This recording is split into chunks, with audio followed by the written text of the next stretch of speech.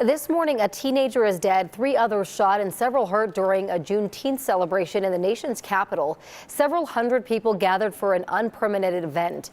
Authorities arrived to break up the event after a fight and another incident. At this point, some people had been trampled and injured during the event.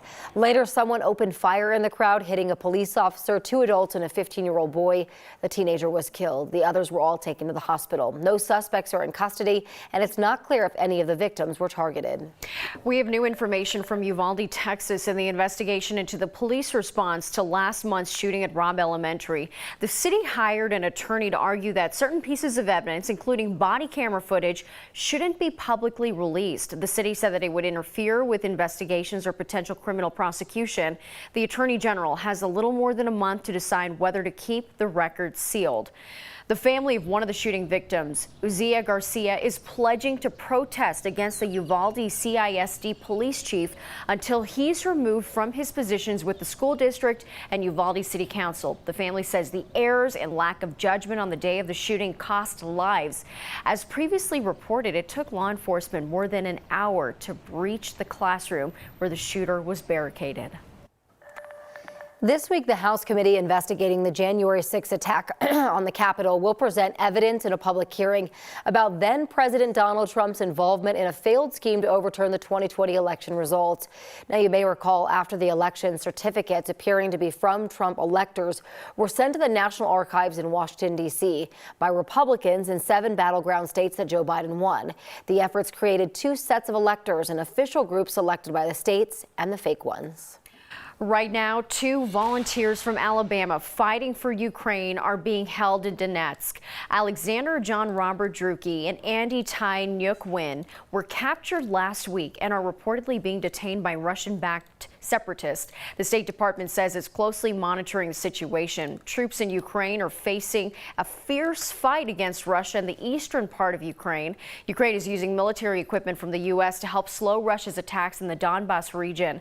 There are local reports of weapon shortages on the front lines. Leaders say Russia's attacks are becoming more intense and brutal. Shelling killed at least 55 people over the weekend, destroyed several buildings. Ukrainian President Volodymyr Zelensky toured the front lines on Saturday. He visited a hospital treating wounded troops. And new this morning, a Colorado company has been employing Ukrainians overseas. That is until last month when management laid off dozens of people. As John Glasgow shows us, Brightfin let go of 30% of their team in Ukraine because of uncertainty in the country.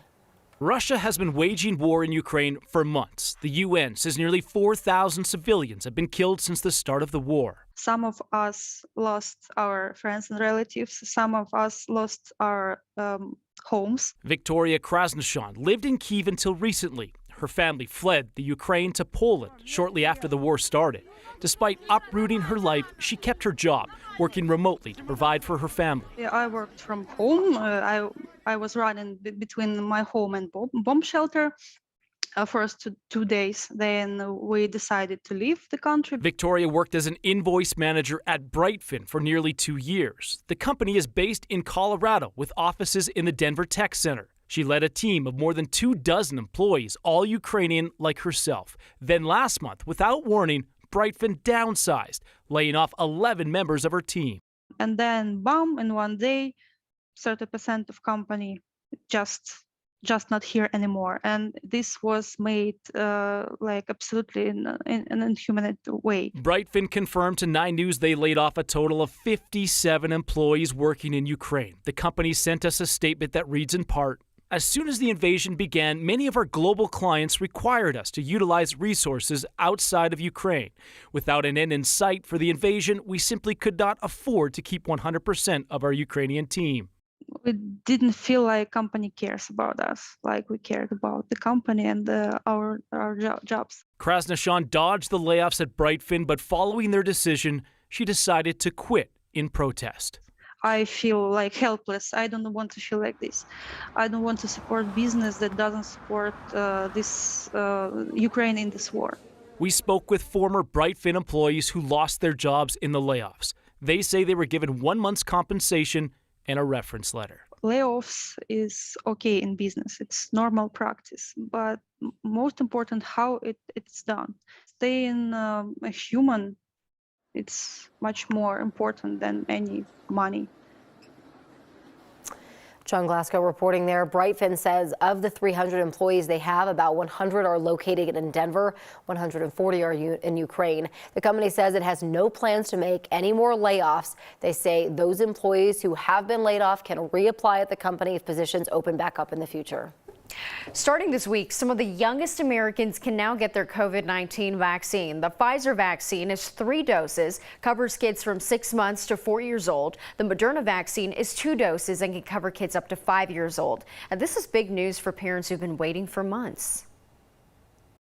I don't know if I can capture that in one word. I mean, I cried and laughed and frantically signed her up for the first appointment I could find. Healthcare providers in Colorado are already accepting appointments to get little ones vaccinated. Shots will go out on Wednesday. The state health department is also planning mobile vaccine clinics across Colorado starting this week.